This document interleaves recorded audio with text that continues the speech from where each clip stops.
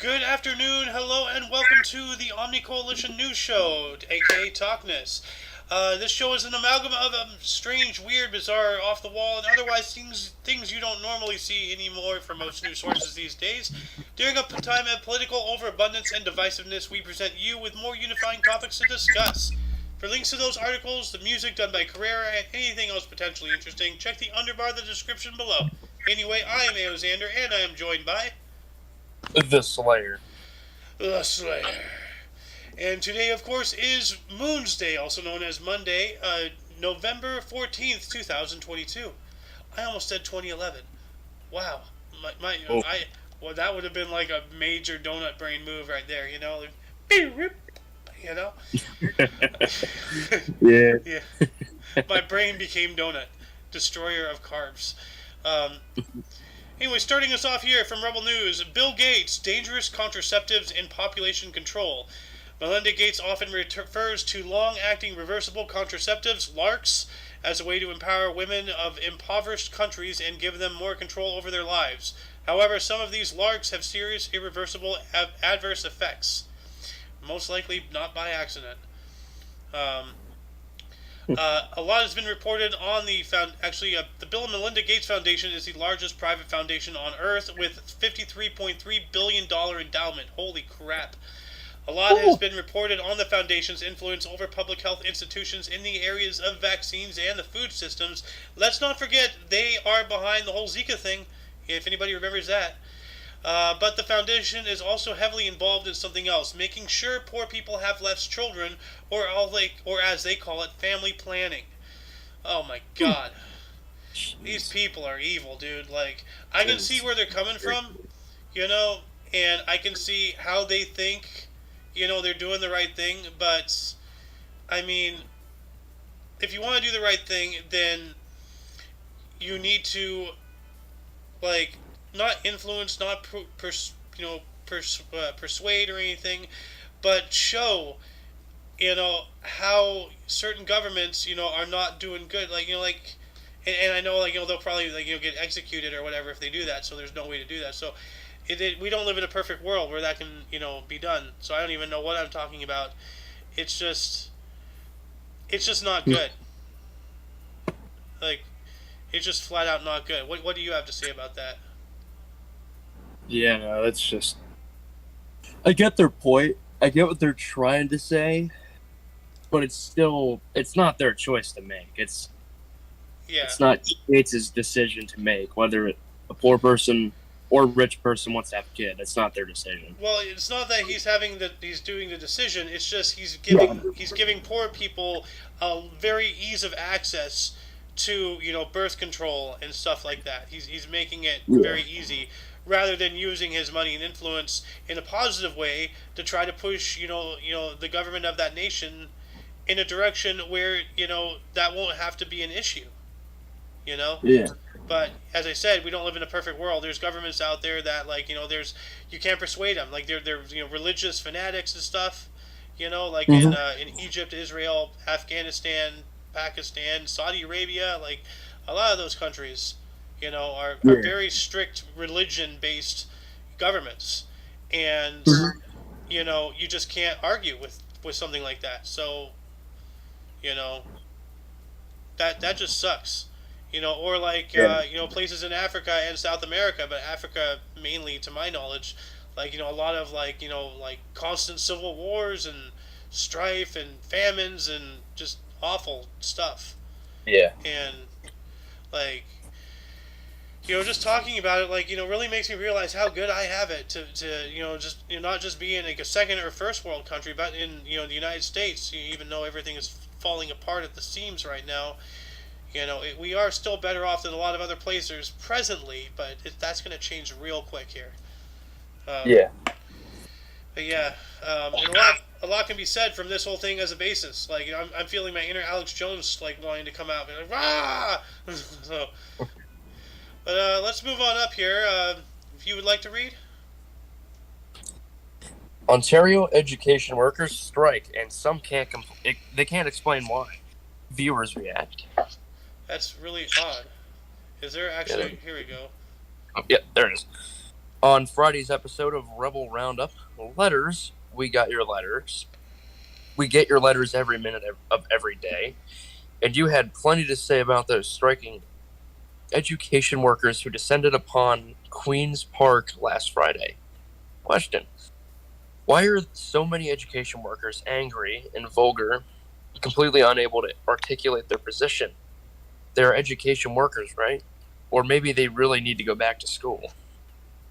Yeah, that's good right there, because like the title says it all. How can you be an education worker and not know why you're striking? There has to be a reason. Low wages, bad hours, like, Yeah. too much work, not enough staff. Like why are you picketing? Why are you striking? Like people are just like, like as I said, like about this country and a lot of others, because this the United States of America is not the only country in the world that has freedom. It hasn't been that way for a long time. You know, like so many other countries, have freedoms and whatnot, more or less. But like the power to protest is one of the strongest powers that we the people have. But you got to know why you're protesting. Like I have a feeling that it just exploded because like I know like a college age stereotype is they protest and everything and stuff like that. But that became such a pop culture thing for a bit. I think it actually may have been a fad just to go protest, and it kind of maybe poisoned our societal structure. And now people, when they see a gathering of people holding signs, they just, ooh, I'm gonna go join, be part of the herd. Like. Yeah. You have anything to say about that? Yeah, no, like, in terms of protest, you have to know the reason. You can't just blindly walk with a group. As how, like, bandwagons for certain things are. It's like, you just can't. You can't just bandwagon with a thing that you don't even know. If you don't even know what's going on, you can't do that. And I think that stems from, like, a problem, far deeper than I can really explain or even try to explain, stemming from like from social norms and stuff, like how now like like so many people like like have this issue or that, or like there's introverts and all that stuff. So but humans as a genome, we are a communal species. So no matter how in your box closed off you are, at some point you do get out and socialize in one way or another. Be it through memes or just joining Discord servers and lurking, not talking. In one way or another, you're getting human interaction given to you, but you're not necessarily giving any back. The internet is a really great tool for that to do. And then with that mindset, people go out into reality. They see a whole group of people. Ooh, herd, follow. Because that's their life. And it's really devastating what the internet has done. Like it's a great thing, but it's a double-edged sword. So anyway, let's move on up more from Rebel News here. I'm not going to say that word. Themed Santa. Why did they even use that word? I mean, I guess this is Canadian. I guess it's all right up there. Okay. Coming to WA shopping centers. Western Australia. Oh God. It's turning the freaking Santa's gay. Alex Jones. Blah, blah, blah. They're putting tentacles in the water to turn the freaking Santa's gay. Oh my God. I never thought I'd ever hear that in my life. Wow. Welcome to the OMNI Coalition. Never a dull moment. Major shopping centers in Western Australia are promoting that themed Santa photo shots in lead up to Christmas. Westfield centers across the state have announced they will host a special day giving alphabet families and their allies the chance to have photographs with Santa using pride props, as well as with drag queens. Why? No. Why they? They're turning Santa into a sex symbol. Stop! Stop! Stop ruining things. You already ruined the rainbow. What the hell? Bro, you got everything you wanted. Where's the intolerance? Like, what is this intolerance you keep talking about? I'm not seeing any of it, unless you're talking about the stuff coming at me for not, myself being one of you people. Like, Hmm. come on, live and let live, but don't turn the sand as gay. Come on, dude. Yeah, don't do that. Don't put it. Stop. Get the chemicals out of the water. No, it's in the milk. Oh no, They put chemical in the milk to wait turn a the minute. sand gay. Homogenization, homo. Oh fuck. I think I just unlocked a milk conspiracy here. Mark, stop drinking milk, for the love of God. Markiplier. Mark, no, stop drinking milk. No, it's got poison in it. Anyway, do you want to read this one? Yes. Technology blamed for drop in literacy skills in teen boys. This I can 100% agree with. Like, Yeah, my brother's an example of that. Whenever he's home, he is locked on his game. well, I mean, everything's That's like important. everything's auto typing, predictive typing, like voice to text. You know, we speak in hieroglyphics now. Apparently, like it's the English language is gonna die in a few generations probably. I'm no linguist, but this is concerning. Yeah. Anyway, sorry to interrupt. Do continue, good sir. Hey, teenage boys are spending more hours gaming than they spend at school, and it is impacting their literacy skills, a new study has found. The University of NSW study revealed that boys were spending as much time as 9 hours a day playing video games. I almost said Gronkowski by accident. Wazowski. Gronsky Institute for Education Director Prof. Kim Bisquick. We're going to call him Bisquick. Yeah, Bisquick. Yep. Told Sky News there was reason to believe this was why recent NAPLAN tests showed boys lagging well behind girls in reading and writing proficiency. Yeah. You want me to finish this out, or? No, yeah, we'll leave the rest for viewers to go over there, give it this, cite the foot traffic. But yeah, no, like like as I said, that and that gaming, like you hit the nail on the head. Yeah. Like with my brother, I get it. For someone like me, it didn't really affect me. I played video games a lot. I played a lot of them. I mean, like, I played, I dropped out of college the first time because of World of Warcraft, to be honest. Yeah. I'm not innocent, myself in this situation, but I mean, like, do they not do book reports anymore, or is that like some kind of form of white privilege? Like, like, probably, knowing all this lunacy, like, I just don't understand. Like, Yeah, I don't know. I mean, like, like 9 hours is excessive daily. 9, 18, 27. Yeah, 9, 18, 27. So it's like it's over a third of your day, and that's a long time. But Yeah. like I don't know. Do they still do book reports? Did you guys do book reports? I had to do them over. I had to do the report through a computer, but I still had to. I still like what we would do in middle school English. We were required. I think it was like 2 books per quarter. We just had to read at least 2 books, and then do a book report. We had to do 1 fiction and 1 nonfiction. So I actually loopholed it. Well, I shouldn't say I loopholed it because the way I used it to my advantage is that I read probably 3, 4. I think it was like 4 or 5 series of books throughout that entire time. Dang. From the library, and I actually ended up purchasing a few of the books because some of them were actually really good reads, like Ranger's Apprentice. I don't know if you've ever heard of that one. No. That's like that's a long series of books, but it is a very good read. All right. It is a very good book. There you hear it, folks. Go check that out. Ranger's Apprentice. Yeah. All right. Yeah, be sure to give it a look. It's a very good book in my opinion. Yeah, give the book a look. Book look. Yep, give it a look. Anyway, moving on up from Oddity Central, the Flemish Giant is the world's largest breed of rabbit.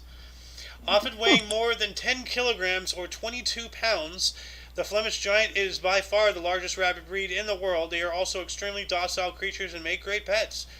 Originally a utility breed raised in Flanders, Belgium for its fur and meat, the Flemish Giant eventually became a show breed due to its high bone to meat ratio. Today they are considered one of the most docile and tolerant rabbit breeds in the world, and they can make great pets if raised correctly.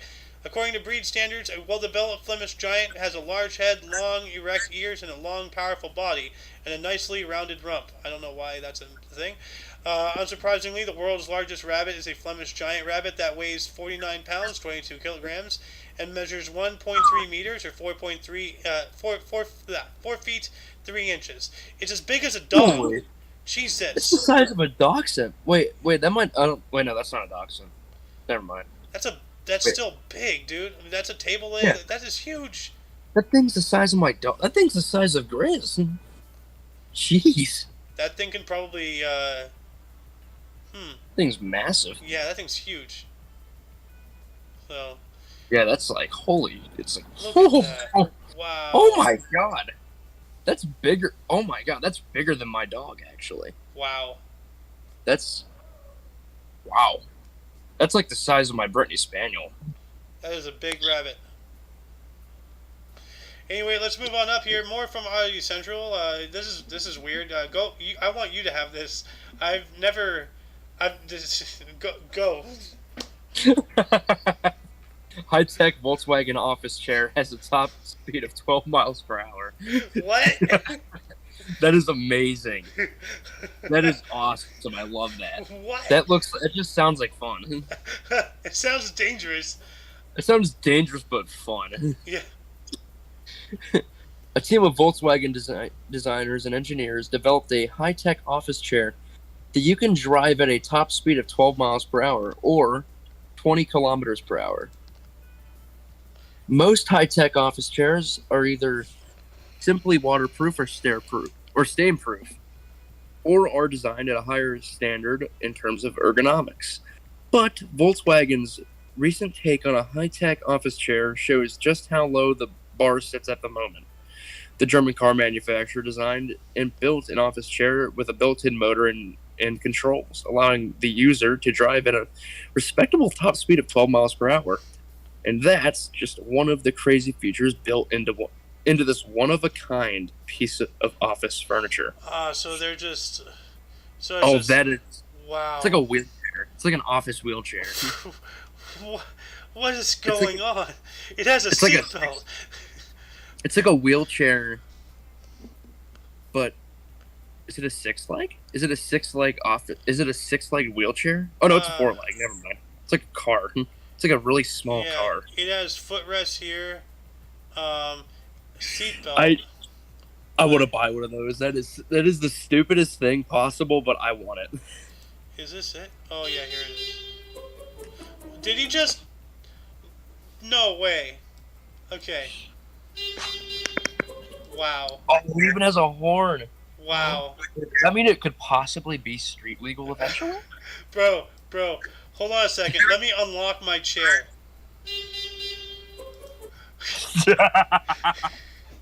Dude, we just unlock my chair real quick. Oh my god. That is like, that's perfect. That is amazing. Wait, how much does it say how much they cost? No, it's one of a kind. Remember, it's the only one. Okay. Yeah, this one of a kind piece of office furniture. So I don't think. Imagine if they start mass producing those. Bro. There's so many problems, but it's gonna be hilarious. Oh my god. An accident caused by a wheelchair, by a motorized chair. See, I didn't think motorized chairs would actually become a thing. I was thinking about it like a few years back, and I was like, I wonder if you could put a motor on a chair and drive it. Like, so you know how I told you in Wreckfest they have a motorized couch. It's like diesel. It's like a diesel powered couch, and you can actually, and it's like 50 mile an hour. Yeah, it's like that. I'm sorry, I can't get over this. Hold on, I left my phone on my chair. Let me go get it. It even lights up. Oh my heavens! This has to be the best story I've ever read in my life. Like, That is awesome. this is amazing. Like, Volkswagen, you know what? No Yeah. matter what, like, despite you being a company started by Adolf Hitler, um, I would actually buy. Oh fuck! It's Hitler's chair. Wait, he made Volkswagen? Yeah, What? no, yeah, no. Oh, Hitler made Volkswagen because he actually like was doing a lot of good stuff for Germany.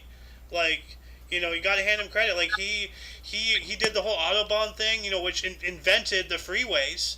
I mm-hmm. believe, or at least perfected it. As well as perfecting other things not so great. Oh, they Um, were made in but no, like 1930. Volkswagen is in German the people's car. He was trying to get like he was like the European form of Henry Ford essentially is what Oh, he was jeez. doing. Making Jesus. he was following in Ford's footsteps. Giving an affordable you know car to the average family. Like that's what he was Yeah. doing. But It's funny. anyway, I bet you most people don't even know this, that Hitler made those cars. oh yeah, no, well like yeah, like Yep. he started the As whole as thing. soon as they find that out. Oh, sorry. Go ahead. Go ahead. Well, like keep in mind, Hitler was also People's Time of the Year, or Times People Yeah. Person of the Year, blah, blah, blah, blah, one of those things. Hmm. So Yeah. because he was doing a lot of great things while doing a lot of atrocious things, so Hmm. Yeah. and like everybody always pays attention to the bad things, which yeah you should, but also look at the good. Like you know, I mean Yeah. But yeah, that's that's weird to surprising. say about Hitler, but yeah. It feels weird saying that. Like Hitler did good. It just feels weird saying that. It's like, as far as uh, as far as Volkswagen, and the Autobahn, you know, everything else though, like that really that vastly. I mean, the Holocaust, that vastly supersedes everything. But like still, know your history. It's there for a yeah. reason. But let's move on up here. More from Oddity Central. 50-year-old man goes viral for smoking while running marathons. This sounds like me with my vape. Of course, it's a Chinese. A Chinese man recently went viral on social media after he was photographed lighting up and smoking several tobacco cigarettes while running a marathon. Like Wow.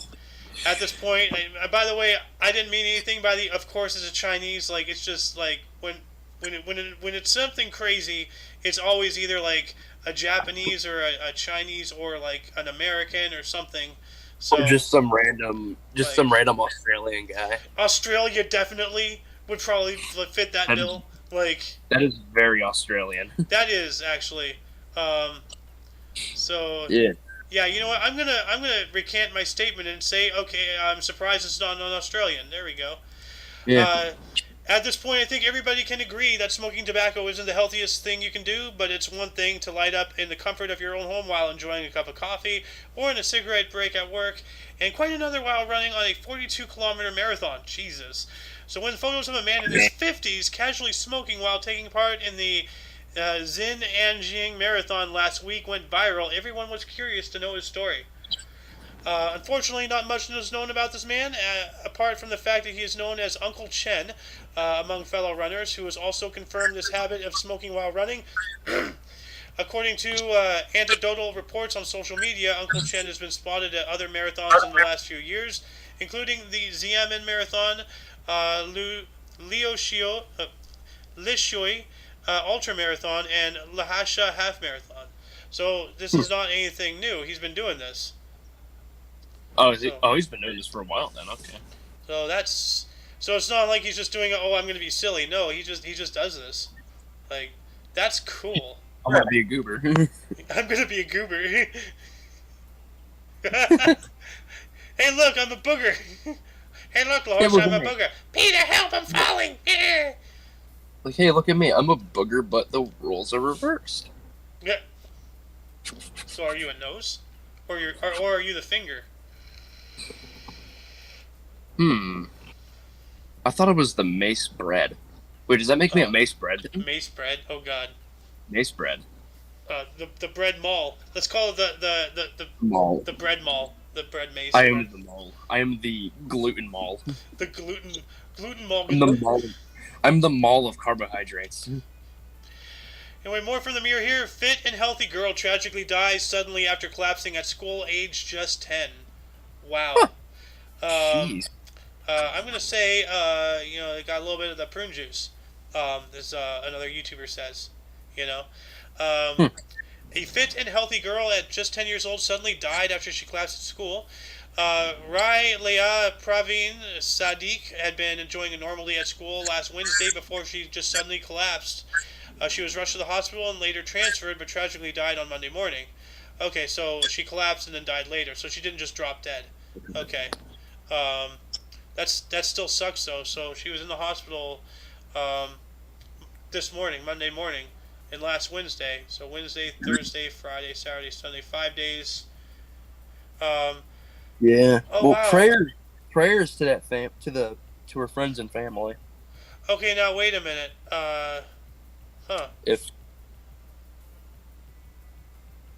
Okay, this is weird. Like she died this morning, but there's already been a funeral. Oh jeez. Yeah, that's a little quick. Like, oh my god, that's terrible. That's so tragic. Yeah. Wow. Anyway, hundreds of people attended her funeral at the Jamia Masjid Swafia Mosque, which was followed by a burial service at Wakefield Cemetery on Sugar Lane. Oh, that's not a good name for a funeral area to be on. A family spokesman said, quote, "She was a hardworking girl who was loved by family and friends. Her school was closed today. Students attended her funeral and left off balloons," end quote. Man, this is tragic. Yeah, that is terrible. Terrible situation to be in. But it's not telling us what happened. It's just telling us about the funeral and all that stuff. And quotes from people who attended. But it's not telling us what happened. She just collapsed and then she died. Okay. Well, hopefully we get updates on that soon. Let's move on up here. More from the Mirror here. Jay Leno suffered serious burns to his face after car erupts in flames in horror emergency. Holy crap. Oh God. Wow. I saw this. I saw this in the news channel in the OMNI Coalition here. Where's the news channel? There it is. Somebody posted it earlier. Yeah, Jewel Chicky. Arlene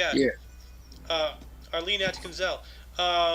Unless she doesn't want me to say her name or username or whatever. I don't know. The comedian at the age of 72 is doing okay and recovering in a burn center after a fire broke out in a vehicle in a Los Angeles garage where he keeps his fleet of luxury cars on Sunday. Jay has been due to perform at a financial conference in Las Vegas on Sunday night, but was left unable to attend after suffering a serious injury to the left side of his face. He is, it's just repeating itself. Jay told the Mirror, quote, "I got some serious burns from a gasoline fire. I am okay. Just need a week or two to get back on my feet," end quote. Okay, well, get well soon, Jay. Yep, get well soon, man. Yeah. Let's move on up here. Man at the age of 22 gets devastating diagnosis after suddenly being unable to handle his beer. Why? Are you permanent lightweight? That would suck. Do you want to take this one? Yeah, I'll take it. A young man who found he was unable to handle his beer and lost 2 stones in weight was shocked when he was diagnosed with blood cancer. Fuck. Oh, that's horrible. Oh, poor guy. Ryan Lloyd, 26, had enjoyed 3 pints at a festive market in late 2018, but woke up in the night violently unwell. Assuming he had picked up a bug from the beer glasses, he thought nothing of it. But over the next 2 weeks, his health declined further, suffering night sweats and losing weight. Yeah, 2 months, not 2 weeks. Oh, yeah. Jeez. Oh, no. So we have the name here. Do continue. And blood tests found his white cell count was high, and he was later diagnosed with stage 4 Hodgkin lymphoma in his bone marrow, hips, spine, neck, and spleen. Oh, he's done. Oh, shit, dude. Oh, my God. Poor guy. Stage I feel horrible. 4, that's it. Like, that's the end of the line right there. Yeah. Fuck. Damn. Oh. Horrible for him. That's a horrible way to go. Well, I hope he enjoyed his life, and I hope it lasts as long as possible. I mean, like look at Magic Yeah. Johnson. Diagnosed with AIDS, still alive today. Things can happen. Like so. I mean, I can talk about my mom's life. She was a fighter literally since she was born. So like I wish this guy luck, and Yeah. that sucks. Um, Yeah. let's move on up here. Fuck off, Google. More from the mirror. KFC opens its first ever pub. Oh, what a great transition. That is a very logical transition. I'm sorry. I was just collecting sources. I was not seeing. Oh my. KFC, Kentucky Fried Pub. What is it? Is it KFP now? KFP, not good. Yeah, first ever pub is you can order chicken to your table during the World Cup. That's interesting. KFC has announced the launch of the Colonel's Arms, a traditional British pub reimagined by KFC, where you can get your chicken delivered straight to your table. Promising an unmatched football viewing experience away from the winter frost and beer garden benches, the Colonel brings his southern fried charm to the British classic, as well as a lot of salt. KFC has been working around the clock to deliver the finger-licking greatest pub in town, and there's even a finger-licking good foosball table. Oh, God. Oh. Wow. Okay, well, I mean... That's something else. Yeah. And it's London, so of course. That's cool. That's pretty cool, though. I would pay that a visit. I'd go check it out. I mean, I'm not a big fan of London, but that'd be a pretty cool thing to check out. Yeah. Anyway, moving on up here from UTI, or not UPI. Wow. Uppy. Oopie. Oopie. Oopie. Do you want to take this one? Yeah, sure. Steve Jobs' Birkenstock sandals auctioned for more than $200,000. So someone just spent $200,000 on a pair of used sandals. That's disgusting. That's not smart. That's gross. That's nasty and also a very unwise investment. Yeah. Unless they're so rich that they don't know what to do with their money. If you have that much money, like, give it away. Be charitable. Be kind to your fellow man. Like, be like guys like Keanu Reeves. Like, Keanu Reeves does that all the time. He only gives himself enough money to live with, to where he can. Think about this. We live in a society. Yeah, what? Our culture looks down on people. As like not down. Well, they look down on people, like and I was about to say as we should, but we shouldn't look down on them as inferior. We should look at them as people in need of help, hoarders. People who have a whole bunch of crap. Like look at me. I have so much crap. It's ridiculous. Yeah. And that's you hoard magazines. You hoard VHSs. You hoard newspapers. You hoard dead cats. Whatever. It's all the same. But if you hoard money, then you're all of a sudden, considered an idol and put on Forbes Man of the Week. How the hell does that work? Which, if you really think about it, a guy like Keanu Reeves should be the Man of the Week every single time because he gives away almost all of his money. He owns a normal house. He has like a normal house like everybody else. Like, you know what I mean? Like a normal $150,000 house. Yeah. Like, or what would have been at the time $150,000 house. The basic, average middle income, or what used to be, house. Like you get it's your typical run of the mill house. It's a nice place.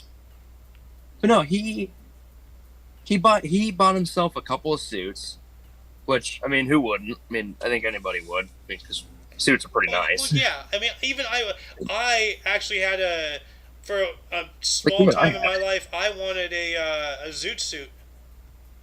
And the nice thing is, like, Keanu has a cheap suit as well. Like, he buys them around $1,000. Like, for a suit, considering how expensive suits can be, that's pretty cheap. Like, that's a pretty good deal. Yeah. For my suit, I paid $360 at Boscov's. Huh, Oshkosh, nice. Oshkosh Yeah. bagosh? Yes. Yes. Anywho, November 14th, UPI. A pair of Birkenstock sandals formerly owned by and worn by Apple co-founder Steve Jobs were auctioned for more than $200,000. That's nasty. California-based Julian's Auctions said the well-used brown suede sandals, which were accompanied by an Are NFT, you kidding me? sold for $218,750. Because of course, why wouldn't it have an NFT? Oh Yeah, my. everything. Anything can have an NFT anymore. Wait, is this a non-footable transaction? Um, Because they're sandals, feet. Like, yeah. like foot the bill. I see what you did there. Economy joke. Bro, well used though, and then actually I have another article up here. It actually has the sandals. That is nasty. That's disgusting. Like, why would you buy? Like, look at that. Oh, It's like you don't. No, you don't sell those. dude, I can smell that picture. Those have been thrown out. I can smell that picture, like the worn leather smell. Like the smell of a closet that hasn't been opened in a while. Like, Yeah. that's what that picture smells like. It smells like rotted foot. God. It smells like athlete's foot. It smells like a bad money spending. Yeah. Anyway, moving on up here from UPI, Oopie. Earbud piece was stuck in British man's ear for 5 years. That's why I don't like sticking things in my head. A British man who feared he was going deaf used a home endoscope kit and discovered a piece of an earbud that had stuck in his ear for about 5 years. Wallace Lee Wayworth Dorset said he had been experiencing hearing loss for the past few years and ended up buying a home endoscope kit to see if he could identify the issue. The tiny camera alerted him to a small white object inside his ear. Quote, 5 years ago when I was visiting my family in Australia, I bought these little earplugs that you can put in different attachments in, depending on the noise you want to phase out of the aircraft, Lee told BBC. One of these little attachments had lodged in there and had been in there ever since, end quote. So I think like one of those little nipple things, that you can put on. Yeah, it's like the little piece. It probably wasn't a foam. It wasn't one of the plastic ones, like the rubbery plastic ones. Yeah. It's the foam ones that'll stick in your ear. The rubber ones will actually slide out. They have foam ones? Yeah, they have. You can get foam ones, and you can get plastic. You can get like a rubbery one. Huh. My current earbuds have rubber pieces. I didn't even know there were foam ones. Like, that has to be cheap as hell. Oh yeah, my earbuds, they came with them. They have multiple attachments that come with. I've never seen, foam, things. I've always seen plastic. Or like the rubber ones, like the soft rubbery membrane things that you put over the little stick, Yeah, that sounded very suggestive. Anyway, moving on. Good thing Zanny's not here. Anyway, from NPR, why don't you take this? Alrighty. The National Park Service wants humans to stop licking this toad. Well, now we know what happened to Santa. Look at oh my God! It's standing there like tonight, you. Like that doesn't look creepy at all. I know, right? Go into almost any park, and there's often reminders to refrain from going near petting or feeding wildlife. Not licking strange animals was simply a given until now. The National Park Service has added tongue contact with the Sonoran desert toad among its various warnings for park visitors. I'm going to hold up there. Did Family Guy predict this? Is Family Guy becoming the new Simpsons? Is this really happening? Maybe. Because remember, they had the whole episode about licking toads? Oh, yeah. Maybe they did predict it. This is weird, dude. I'm sorry, continue. Anywho, quote, as we say with most things you come across in a national park, whether it be a banana slug, unfamiliar mushroom, or a large toad with glowing eyes in the dead of night, please refrain from licking, end quote. The agency wrote on Facebook this past week. That's Who is licking toads? What the hell is wrong with people? yeah, that is weird. Seriously, like if it was a thing from Family Guy, it's wild and zany. Like, Do they really have to have that stupid jackass warning at the front, like, do not attempt this at home? Don't. Why are people licking toads? Like, I thought that was a myth. Like, that people actually did that to get high. Like, I thought that was a joke, but apparently it's actually true. Or I'm not even sure if it gets you high, but people are licking toes for whatever reason. This is weird, dude. odd. Anyway, more from NPR. 2 California bakers create a life-size Han Solo out of bread in the carbonite thing. It looks like it's well worth the investment. Yes. It's called the Pan Solo. So, Carbohydrate Solo. Pan Solo is, of course, they call him Pan Solo, in San Francisco, if you know what I'm saying. That's what a bakery in the San Francisco Bay Area dubbed its 6-foot bread sculpture of the Star Wars character as he appeared after being frozen in carbonite in The Empire Strikes Back. Hannah Lee Pervan and her mother, Catherine Pervan, co-owners of One House Bakery in Bennica, California, spent weeks molding, baking, and assembling the life-size sculpture using wood and 2 types of dough, including a type of yeastless dough with a higher sugar content that will last longer. The 2 worked at night after the day's business was done. The lovingly crafted details show Han Solo's anguished face and his hands straining to reach out. Yeah, it's interesting. Now the question is, how is Han not dead in that scene, though? That's the real question. Realistically, he would have suffocated to death. Unless the carbonite froze everything in your body. Well, see, there is a species of frog, talking about frogs again, there is a species of frog that has essentially antifreeze in its blood, and enough of it that it actually freezes during the winter, and then it thaws out during the spring, and it comes back to life. Now, if there's a way that we can replicate that type of thing to happen with our blood, then we can survive being, cryogenically frozen, as Disney tried. Yeah, like cryo-freeze, yeah. Yeah, or kryptonite. It's funny, in Halo, they use that quite a bit. They use it a few times in the Halo games. Yeah. Like in cutscenes, like Master Chief will be cryo-freezed. Cryogenically freezing things is so in so much pop culture things now. It's as you said, Halo. I've seen it in the Passenger, that movie with Ryan Reynolds. The 10th Friday the 13th movie did that too. Except Jason was frozen for 500 years. Yeah, no, that's because he fell in the lake or something, or he was frozen in he was in a freezer, or. No, he got picked up by scientists. He ended up getting stuck in a science lab in the early 2000s. And what had happened is that he broke out. He broke out of his chains. I mean, who could have guessed that? Yeah. What are the odds of that happening? Ends up going on a killing spree, but makes the mistake of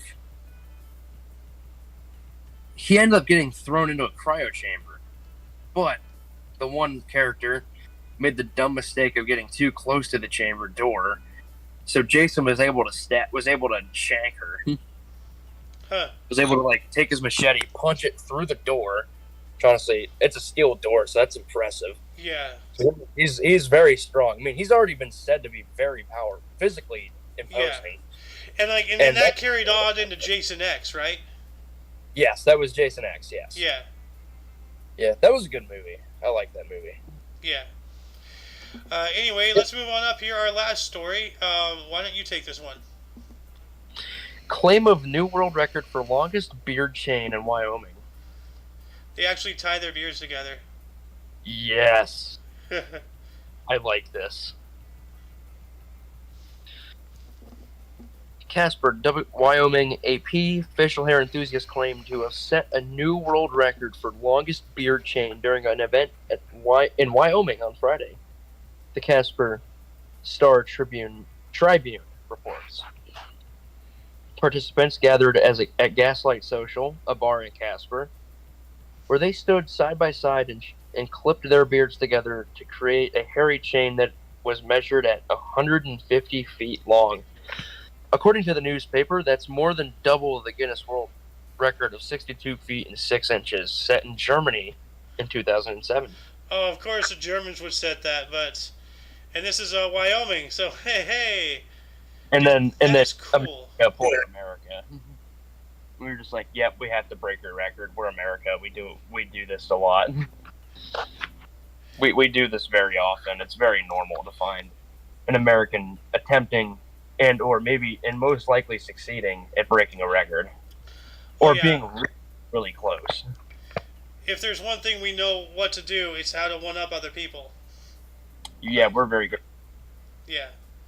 Natural talent of the U.S. Yep. We are the biggest assholes of the world. Uh-huh. As far as just general attitude of the people, So anyway, that'll conclude the show. Once again, you can check the underbar of the description for any links you may be interested in, which includes everything but not limited to OMNI Coalition. I screwed all that up. Whatever. For your dose of different, odd, and otherwise unknown news, we stream Monday through Friday at 3 p.m. Pacific time, which is what your time? It's 3 p.m. Western. It is 6 p.m. Eastern. Yes. That is true. Anyway, for all of you and all of us, I am Alexander. I am the Slayer. The Slayer. And you, of course, are you. And until you catch us tomorrow at 3, or you can check out the history show at 10 in the morning, whenever you see us next time. Until then, don't forget to look right and left at every intersection, rate 5 thumbs, and subscribe. Toodles! Toodles!